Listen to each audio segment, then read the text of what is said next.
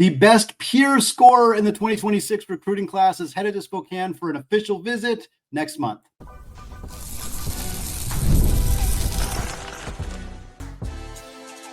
You are Locked On Zags, your daily podcast on the Gonzaga Bulldogs. Part of the Locked On Podcast Network, your team every day.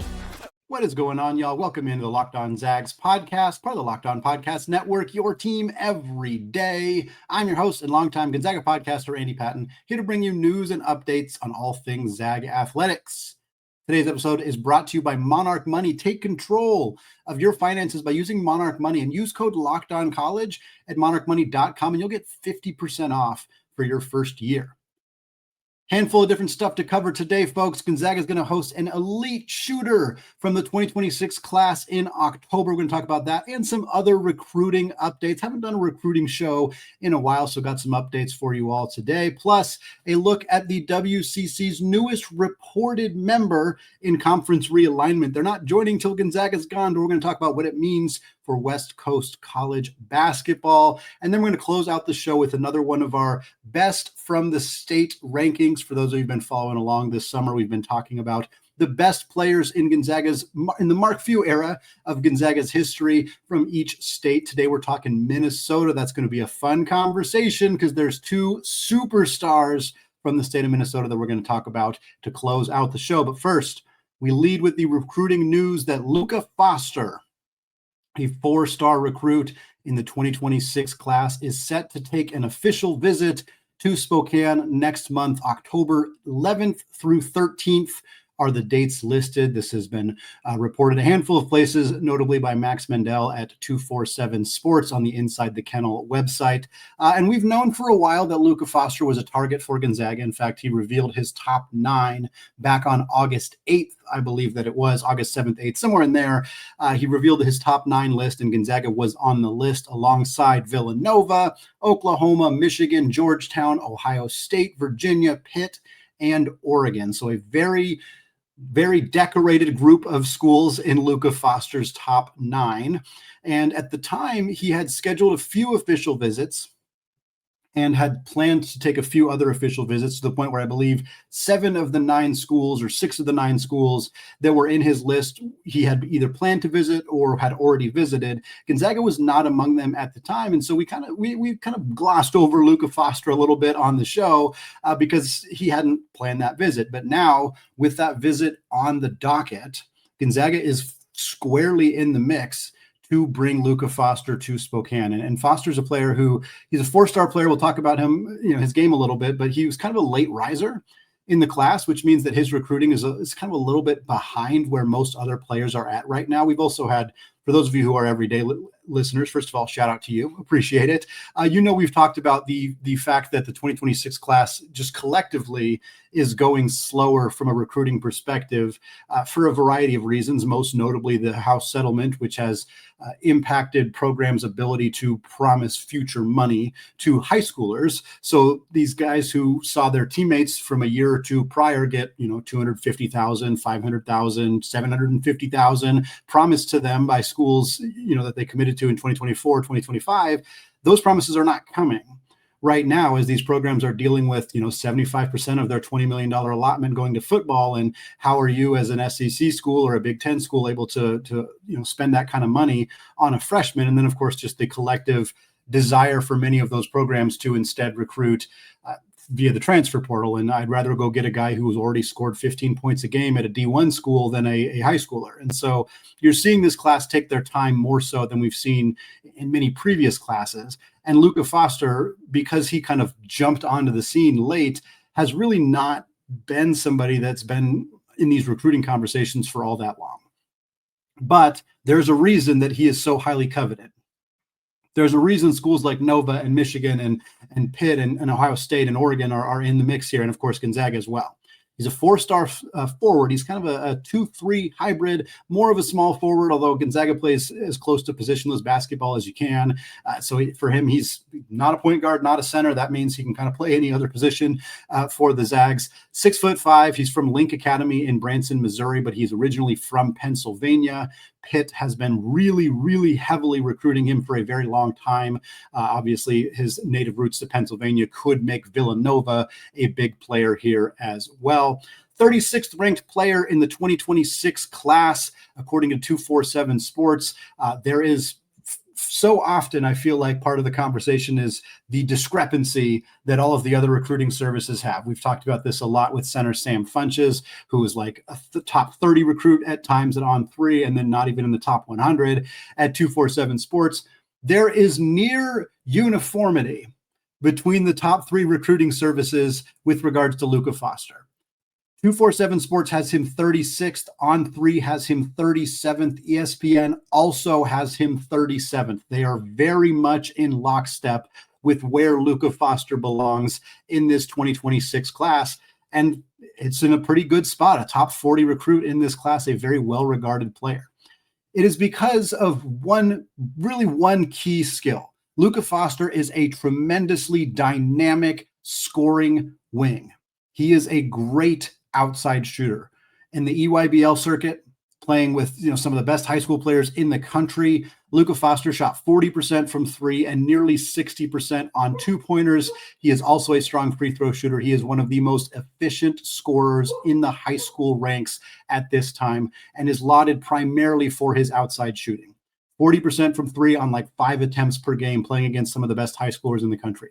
This is a darn good offensive player. And he fits Gonzaga's system so well. Obviously, any player who's a high-level offensive player, who's a good scorer, is going to fit most systems. But for Gonzaga, because they play that positionless basketball, because they have you can kind of slot guys in multiple different spots, they really like players like this who love to get up and down the floor, who can shoot it from multiple spots, who can get to the rim. And Foster really fits all of those things to a T. We'll see kind of how closely Gonzaga can kind of make a pitch here for Foster. Obviously, again, he's got a top 9, and there's not really a consensus right now. Pitt has been recruiting him for the longest, which is a huge selling point for them. But when schools like Gonzaga and Villanova and Michigan and Oklahoma and the SEC, when they start getting involved, all bets are off. So we'll kind of have to see here.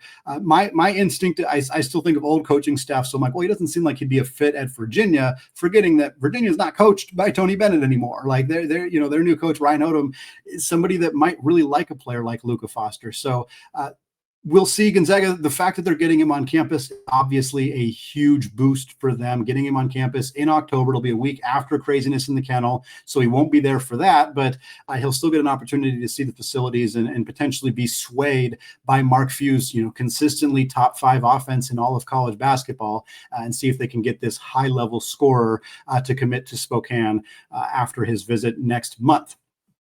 This is one of many scheduled visits for Gonzaga over the next couple of months. It's been a quiet kind of year plus on the recruiting trail in terms of commitments. Gonzaga obviously landed a 4-star in the 2025 class in Davis Fogel, who's joining the program this year, and then Parker Jefferson, who was a late commit. But there hasn't been a ton of commitments in the last few years for the Zags. But this year, they're suddenly going to have a whole bunch of players on campus. We'll run through them here quickly. In September, a week from now, or a little less than a week from now, the Zags are going to have Ethan Harris, a 4-star power forward from Camas, Washington. He was originally going to come in late August, and that visit got bumped back a week. Right now, it feels like a 3-team race for Harris between Gonzaga, Washington, and Iowa. And then originally, around that same time, the Zags were expected to host J. Rob Croy, a 4-star combo guard in the 2026 class on September 12th. However, the reports that I have seen is that visit has been canceled. Croy did post on social media a timer counting down to an official announcement for his commitment. That timer is set to go off Wednesday at 5 p.m. Pacific time. So many of you are listening to this. It may have already happened. It's going to be St. Mary's. It seems very likely at this point that Croy is going to go to St. Mary's. It was between Gonzaga, St. Mary's, and Texas A&M. Croy has many familial connections to St. Mary's. I believe his mother played there, and his dad either coached there, or there's a connection there. He's from the area. This felt like St. Mary's was going to have a really good chance to get a commitment from him on the spot. And that seems like, as I'm recording this, it's not confirmed, but that seems like the likely case here for Mr. Croy. After that, Gonzaga's got a pair of visitors for craziness in the kennel, 4-star center Sam Funches and 4-star wing Hurley Brutus. Funches is a dynamic rim protecting 7-foot big with a 7'5" wingspan that the Zags have been in on for well over a year. Brutus recently took a visit to St. Louis and Florida State. He's a very, very good defensive wing whose offensive game has been developing pretty rapidly. After that, Gonzaga will host Luca Foster October 11th through 13th. And then their last official visit scheduled is with 5-star Cameron Holmes, the younger brother of former Dayton All-American Dayron Holmes.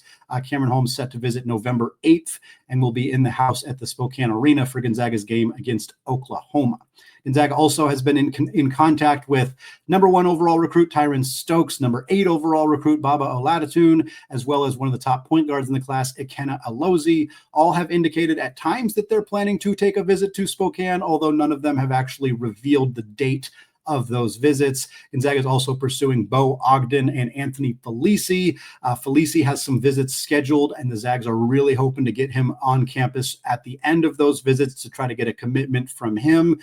Bo Ogden, pretty strong lean to Texas, but he did list Gonzaga in his top 6, so we'll see if they can get him on campus and try to change his mind.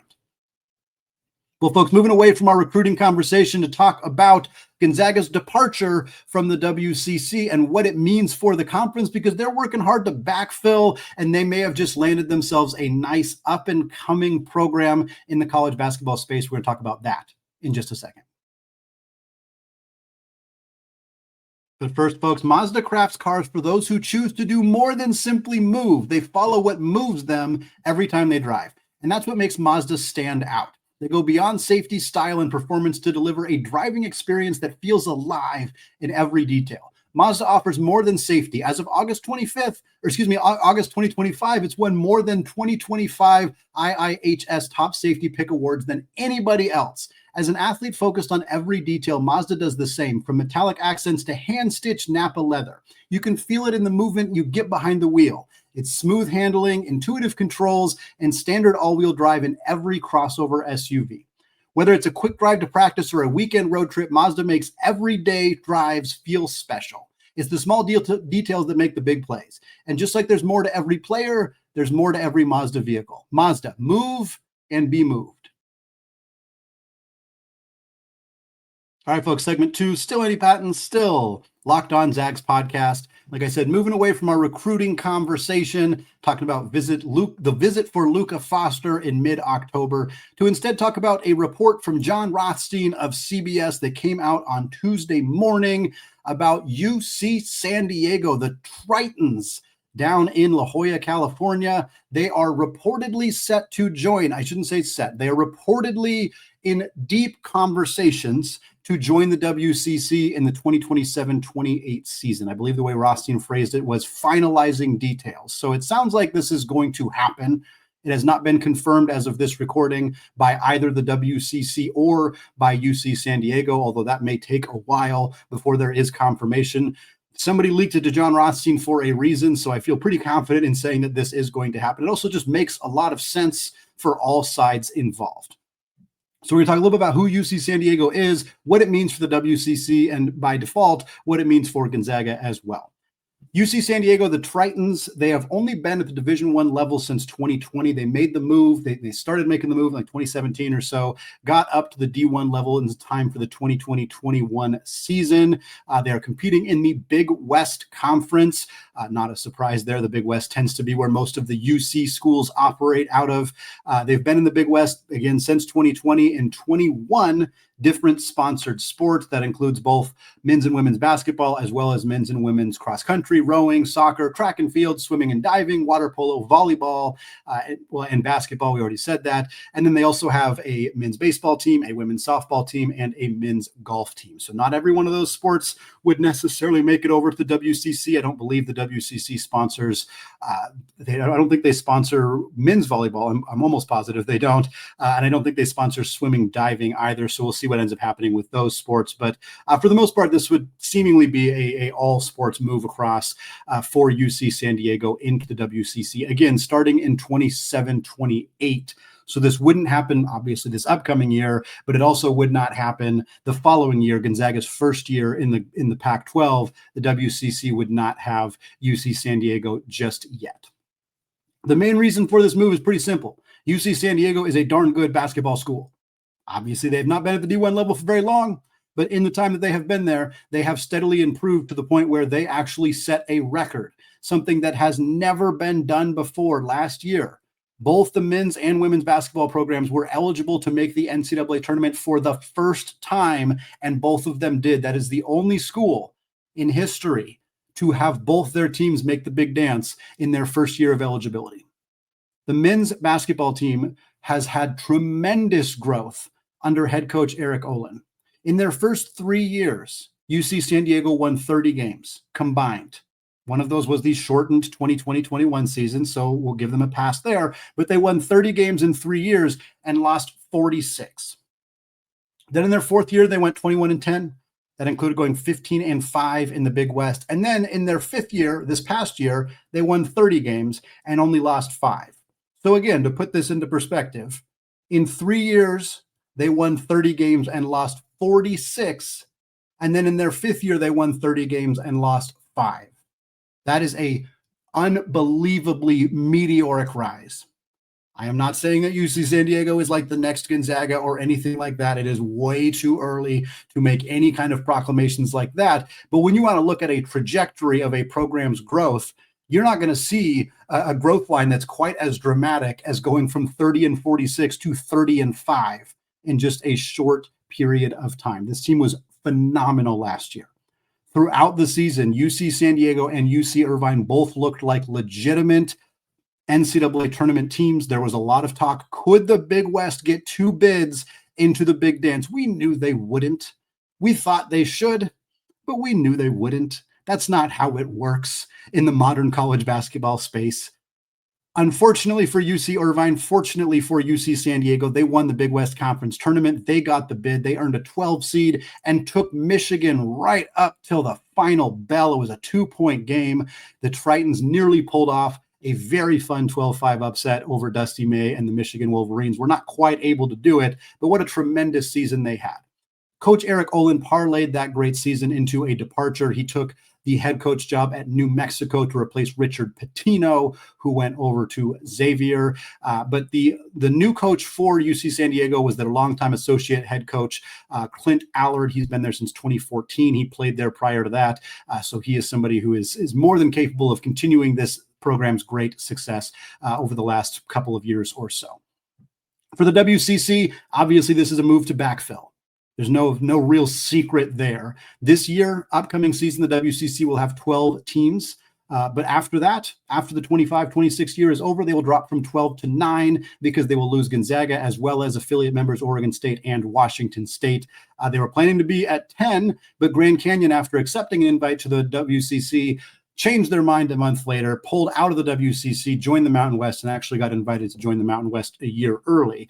9 is a pretty rough spot to be. You want to be in double digits. You want to be at least 10 for a conference just to really maintain viability and have a little bit of a safety net. So the drop down to 9 is a little bit scary. And at this point, barring a very sudden addition for the WCC, they probably will compete with 9 schools in the 26-27 season, but then they will be back up to 10 in 27-28, assuming this move to add UC San Diego comes to fruition.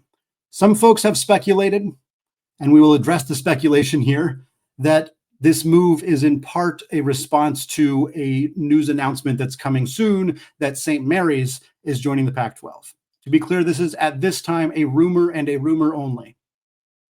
That does not mean it is not true. That does not mean that there's not some connection here. It doesn't mean that St. Mary's won't be in the Pac-12 with Gonzaga. I think there's a distinct possibility that happens.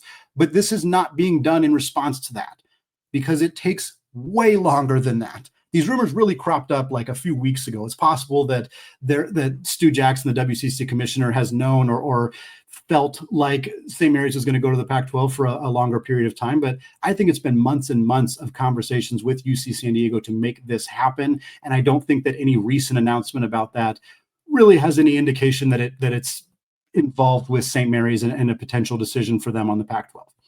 But those are rumors we're keeping a close eye on. Let me put it that way. It's something we're definitely paying attention to because it is possible that there's going to be an announcement on that in the not too distant future.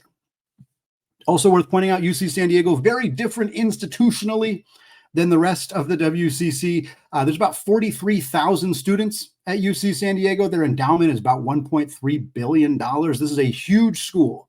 UC schools are all big. It's one of the biggest school systems in the United States. It might be the biggest school system in the United States. And UC San Diego has always been a huge school, even though they have not competed at the Division I level for very long. So it's not a small Jesuit Catholic school. It's not a school of 4,500 or 6,000 or, the typically fill this conference. It is a much, much bigger school than that. But you got to do what you got to do. And for the WCC, they had to abandon that kind of, for lack of a better word, rule. I mean, they already did with BYU, so it's not that new. And of course, Oregon State and Washington State are both massive, but it's certainly a move. I wouldn't say it's desperate because I think this is a quality addition for the conference, but it's a conference that's pretty well aware that they got to make a move here in order to stay viable in an era where things can go awry for you pretty darn quickly if you're not paying attention. I've always commended Stu Jackson and this conference for their ability to think proactively rather than reactively. And while I think they may have dropped the ball and not getting a Cal Baptist or a Utah Valley or some of the other schools that were available when the WAC kind of fell apart, it's a promising sign for them that they're able to get a school like UC San Diego at this point. Also, last point on this, I have a feeling that Steve Lavin and the Toreros are not thrilled about this, but you need, I think, 75% votes. So if San Diego says no, San Diego says no, sorry. It's going to be tough to have a competing school in your conference right down the road, but such is life in the era of conference realignment. All right, folks, closing out the show, Gonzaga's had 4 great players from the state of Minnesota in the Mark Few era. We're going to talk about all 4 of them, but the main question is pretty simple. Chet Holmgren or Jalen Suggs? More on that in just a second. But first, folks, the NFL season is almost here, and FanDuel is making sure that you're ready for kickoff with a can't-miss offer. Right now, new customers can bet just $5, and if your bet wins, you'll get $300 in bonus bets that you can use across the app. One of the great things about FanDuel is that it fits however you like to bet, whether that's player props, building a same-game parlay, or even jumping in live as the action unfolds. It makes every game more exciting, whether you're watching your team or just keeping your eye on your fantasy lineup. It's quick, it's easy, and it's the best way to add a little more strategy to your Sundays. And for UCL area Zag fans, the Seahawks, 2.5-point underdogs on Sunday against their rival, the 49ers. The money line is plus 116. So there's some opportunity to make a little cash if you think Seattle's going to start this season 1-0. If you're ready to play, download the FanDuel app now by visiting FanDuel.com to get started. That's FanDuel.com. Today's episode is also brought to you by Monarch Money. Most people can't name all of their financial accounts or even what they're worth, whether it's their 401k, their properties, or their investments. And when you don't have the full picture, you can end up leaving money on the table. And that's why there's Monarch Money. It's an all-in-one personal finance tool that brings your entire financial life together in one clean, easy-to-use interface on your laptop or on your phone. Monarch does the heavy lifting for you. You can link all your accounts in minutes, see clear data visuals, get smart categorization of your spending, and finally feel in control of your money without ever having to touch a spreadsheet. My wife and I, we got 18-month-old at home, and it's really simple for us to sit down when we have time and review our finances together. We can see our budgets, our goals, and our spending activity all in one place. So don't let financial opportunities slip through the cracks. Use code LOCKEDONCollege at monarchmoney.com in your browser for half off your first year. That's 50% off your first year at monarchmoney.com using code LOCKEDONCollege. All right, folks, closing out the show with the 4th in our series. We're not going to get to all 50 states because there's no need to get to all 50 states, but we are continuing this series here where we are talking about the best players from each state in the Mark Few era of Gonzaga basketball. We started with Oregon. We ranked the top 10 players from the state of Oregon. We then also did Colorado. There was only 3 3 or 4 players to talk about in the state of Colorado, 4 players in Colorado. And then we also did Idaho, just 3 players to talk about from Idaho. Now we're moving over to the farthest state geographically from Spokane that we've talked about up to this point, and that is Minnesota. Minnesota, interesting choice here. Obviously, not a program you think of as a recruiting hotbed necessarily, and certainly not a place where you'd think, well, yeah, I'm sure Gonzaga's landed a whole bunch of players from the state of Minnesota. That's not what you would expect, but there are 4 players who have come to Gonzaga after playing high school basketball in the state of Minnesota, and they're all pretty darn good. There's a pretty clear number 4 on this list. And when we get to him, it's like, oh, that's a pretty good player. So we're going to go through them in order. But the main question, of course, is the 2 Minnehaha superstars, Jalen Suggs and Chet Holmgren. And I hummed and I hawed and I debated. They both only spent 1 year at Gonzaga. They both, statistically, their impact was somewhat similar. But ultimately, I gave the nod, and I'm sure some of you will disagree, but I had to give the nod to Jalen Suggs here. Chet Holmgren was a higher ranked recruit coming out of high school. He was a higher pick in the NBA draft. Statistically, his impact is probably more than the impact that Jalen had. But Jalen had the most impressive individual shot in Gonzaga basketball history. He led his team to a farther appearance in the NCAA tournament than Chet did. And ultimately, considering everything else is pretty close to equal, that is what gives me the edge to pick Jalen Suggs as the best Gonzaga player from the state of Minnesota. Jalen, of course, spent 1 year at Gonzaga in 2020-21.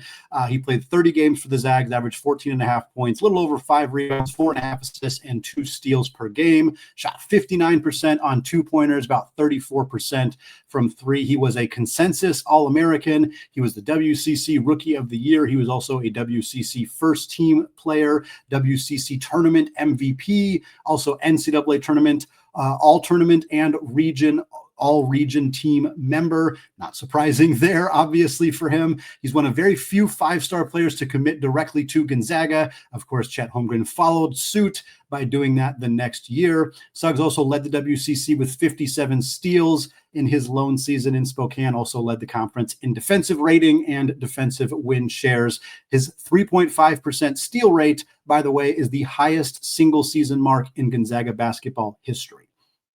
Beyond that, Suggs had some phenomenal performances, including in his first game in a Gonzaga uniform, 24 points, 8 assists against Kansas. I remember that so distinctly. It was like, oh, we got something here. Like, we knew he was going to be good, and we knew we had a chance to beat Kansas in that game, but that was an absolute hurricane of a start for Gonzaga.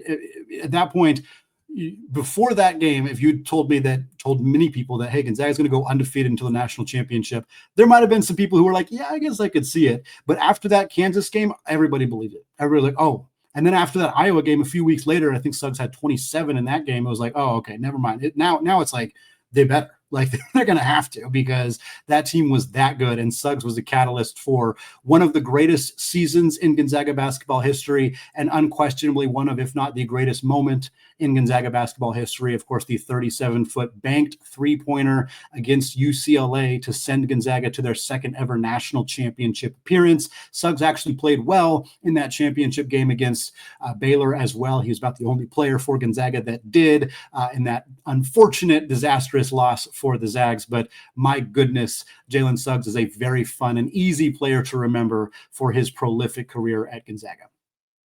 That's not to say anything negative about Chet Holmgren, who followed suit 1 year later, spent the 21-22 season at Gonzaga, played 32 games, averaged 14 points, 10 boards, 3.7 blocks, shot a blistering 73.7% on his 2-point attempts, 73.7%, folks, just a hair under 3/4 of his 2-point attempts going in the cup. He also shot 39% from 3 for good measure. He was a consensus All-American, just like Suggs. He was WCC Rookie of the Year, just like Suggs. He was also WCC Defensive Player of the Year, which frankly, Jalen probably should have won as well. He was all WCC first team, highest rated recruit in program history, highest selected player in the NBA draft in program history. He led all of college basketball in 2-point field goal percentage, effective field goal percentage, and defensive rating as a freshman in that 21-22 season. He also tied Gonzaga's single season blocks record with 117, tying him with Brandon Clark from 3 seasons previously.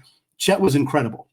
He'll probably never get as much attention because people will be like, oh, well, Drew Timme was actually the leading scorer on that team. And a lot of people still have this kind of narrative that Chet wasn't that good at Gonzaga. I'm not saying Gonzaga fans feel that way, or not many of them, but I saw a post earlier today talking about the best prospects coming into the NBA, like who were the best players before they got in the NBA. And somebody had Chet 15th on the list, and a whole bunch of people were like, oh, that's way too high. It's like, Chet, he was that dude. He was that dude at Gonzaga. Absolutely. He didn't take on a leading, he didn't do what Paolo did or what Jabari Smith did at Auburn, where they took on leading feature roles. And Chet proved he can do that. In summer league a few months after he left Gonzaga, but he's still kind of playing a deferential role in the NBA. And guess what? It led him to a championship with Oklahoma City this past year.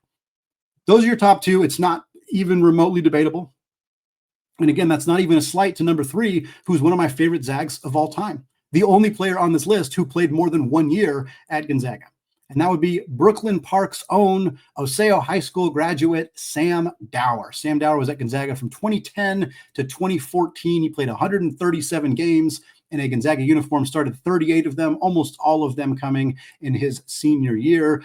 Across his 4 years, he averaged about 19 minutes a game, 9 points, 4 boards, shot 58% on 2-pointers, about 33% from 3. He was an all-WCC member as a senior in 2013-14 when he averaged 14.5 points and 7 rebounds per game. He was also WCC tournament MVP that year, and he was an all-WCC freshman team member in 2011. He averaged 7.6 points per game as a freshman, which is already a pretty impressive amount. But I had to do a double take. I had to do a triple take because he averaged 7.6 points in 14 minutes per game. That's like Braden Huff levels of efficiency offensively, and he was doing this as a true freshman. Huge shout out to Sammy, 10th in Gonzaga basketball history in games played, tied with Corey Kispert, a prolific player in a good but not great era of Gonzaga basketball. It was kind of the time when they were kind of traditionally losing in the second round of the NCAA tournament. They were a 1 seed 1 year that he was there, but he kind of missed the really great eras of Gonzaga basketball, but was a prolific player in the time that he was there. He also hit that epic game-winning 3-pointer against Santa Clara in the regular season. A shot that Kerry Keating, the coach of Santa Clara at the time, if you see him on the street or you bump into him in any way, talk to him about that shot. He's got a lot of words about Sam Dower and the way that game went down, playfully, of course. But Sam is one of the true greats in this program, and kind of a guy that I hope doesn't really get forgotten, because he was very excellent. And it's crazy that he's only the 3rd best player from Minnesota to come to Gonzaga, but hard to beat the 2 guys who were top 5 selections in the NBA draft. Number 4 is Geno Crandall. Geno Crandall, the only one who did not come to Gonzaga straight out of high school, as he began his career at North Dakota, spent 3 years playing for North Dakota before transferring to Gonzaga for the 2018-19 season. Only played that 1 year at Gonzaga and unfortunately dealt with a wrist injury, which limited him. He still played 28 games for the Zags in his 1 season, played about 18 minutes per game off the bench, averaged 5 points, little over 2 assists, little over 1 steal, 55% on 2-pointers, 29.5% from 3. He missed games between November 21st and January 5th. He was out for that entire time, but had some really strong performances, had 13 points, 4 assists versus Texas A&M in a non-conference game, 12 points, 2 of 3 shooting from 3 against San Francisco, 10 points, 4 boards in his first NCAA tournament game against Fairleigh Dickinson, and has had a very prolific professional career, was a 2-time MVP in the British Basketball League, also played a role for a good team in Germany. I think they went to the semifinals of the German League Championship. So he has been a tremendous professional player and had a really strong college basketball career at North Dakota. And just because of injuries and because of the talent in front of him on that 18-19 roster, he didn't get a huge opportunity for the Zags, but made the most of it when he was on the floor. For so many other states, Geno Crandall would not be last. But when you're going up against, again, 2 lottery picks, 2 5-star recruits, and a 4-year player in Sam Dower, that's where you end up here. But Geno, tremendous career for him.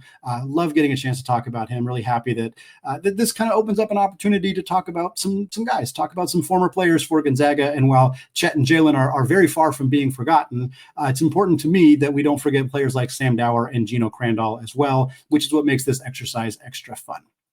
All right, folks, it's going to wrap it up for me today here on the Locked On Zags podcast. Thank you so much. To those of you who have made this show your first listen or your first watch of the day, I'll be back later this week with more. We'll keep you up to date what's going on with Mario Saint-Superi and Spain in Eurobasket, as well as Filip Petrusev. Keep you up to date on any more recruiting updates that come our way, and anything else that's coming out about Gonzaga. We'll keep you up to date on all of that as well. Thanks again, folks. Have a fantastic rest of your day. And of course, as always, go Zags.